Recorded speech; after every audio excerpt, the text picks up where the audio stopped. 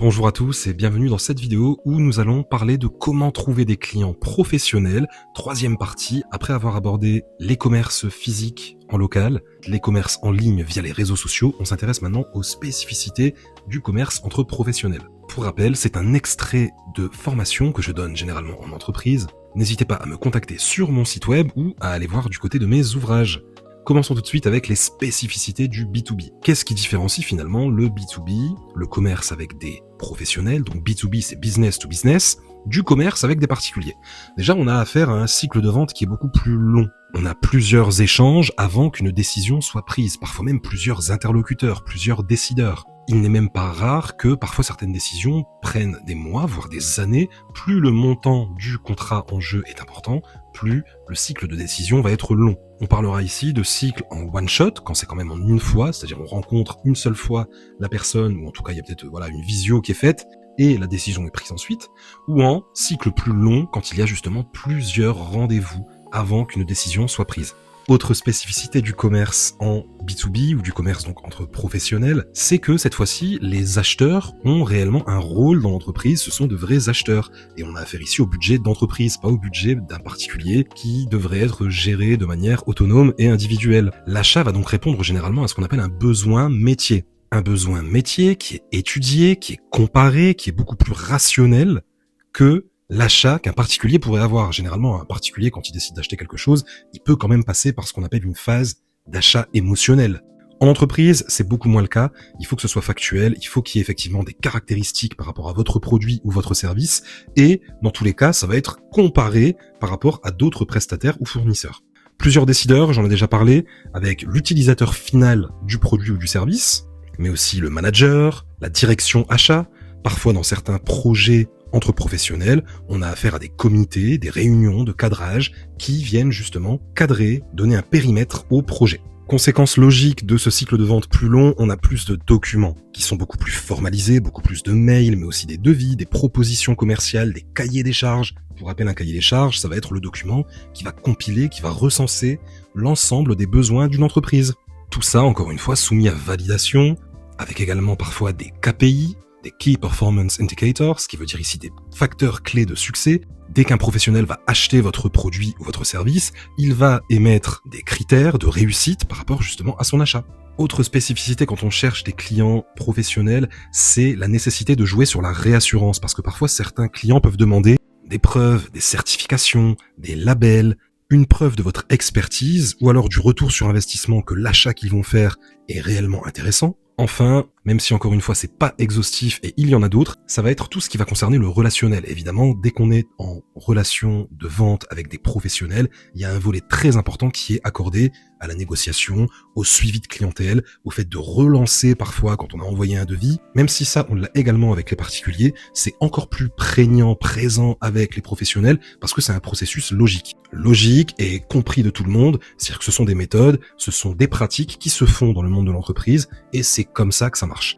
Bon, alors maintenant intéressons-nous au comment trouver des clients. Alors il y a différents leviers qu'on va pouvoir actionner. J'en ai repéré ici 6. Il y en a d'autres encore une fois, ce n'est qu'un extrait de la formation. Le premier levier qu'on peut identifier ici, c'est ce qu'on appelle la prospection, qui peut être physique, se rendre chez le prospect. Donc pour rappel, un prospect, c'est une personne, une entreprise qui n'est pas encore cliente chez nous. Donc une prospection qui peut être physique, on se déplace chez le prospect, qui peut être téléphonique, on va contacter le prospect par téléphone, ou encore par mail, par LinkedIn, par réseaux sociaux.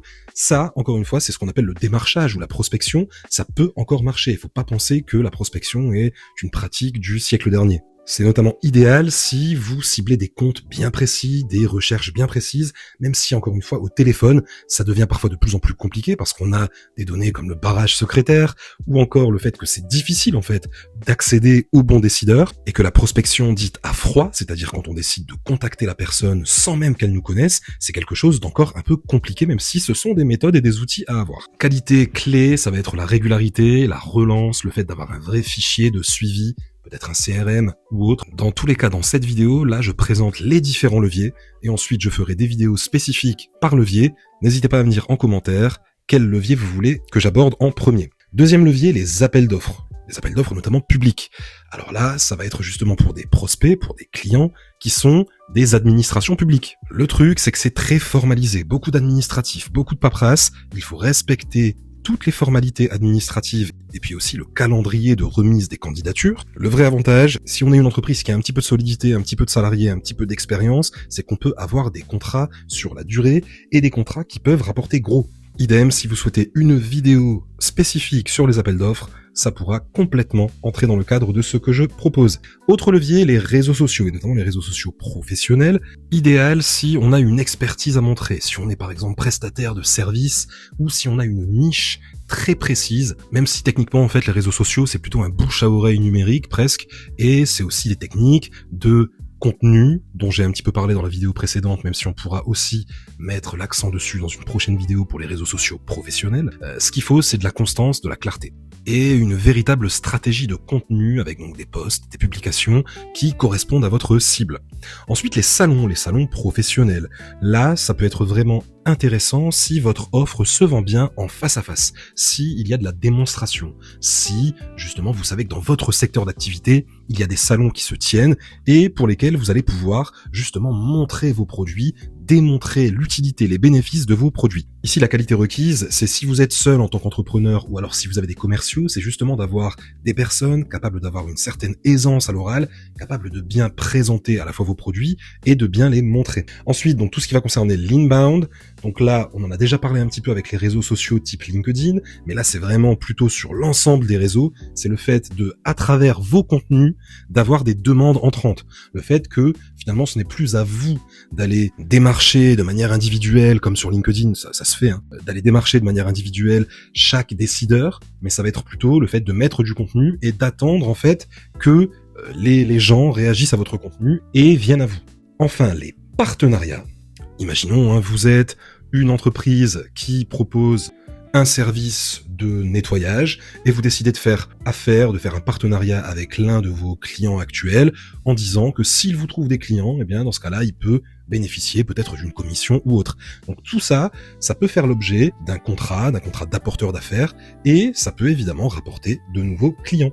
Il faut pas commencer à partir sur l'ensemble des leviers, parce que pour moi, on est bon quand on se focalise sur 1, 2, 3 leviers maximum, et puis attention, il y en a d'autres aussi, mais il faut vraiment essayer de se spécialiser dans un des domaines en particulier, dans un des leviers en particulier. Si vous sentez que la prospection est peut-être ce qui marche le mieux, dans ce cas-là, restez sur de la prospection, et peut-être essayer un autre pour voir un peu ce que ça donne. Le meilleur levier, il n'est pas universel pour toutes les entreprises, ça va vraiment dépendre du secteur, ça va vraiment dépendre de votre capacité à convaincre sur ce levier en particulier.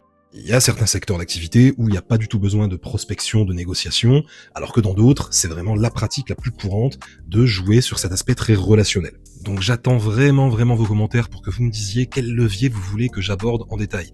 Est-ce qu'on va parler de prospection et de négociation, avec les techniques aussi de persuasion, de psychologie de la vente? Est-ce que vous préférez que je parle d'appel d'offres, de LinkedIn, ou encore de salon, d'inbound, de contenu ou de partenariat? Commentez, dites-moi un petit peu votre priorité et j'essaierai de développer ce levier dans une prochaine vidéo.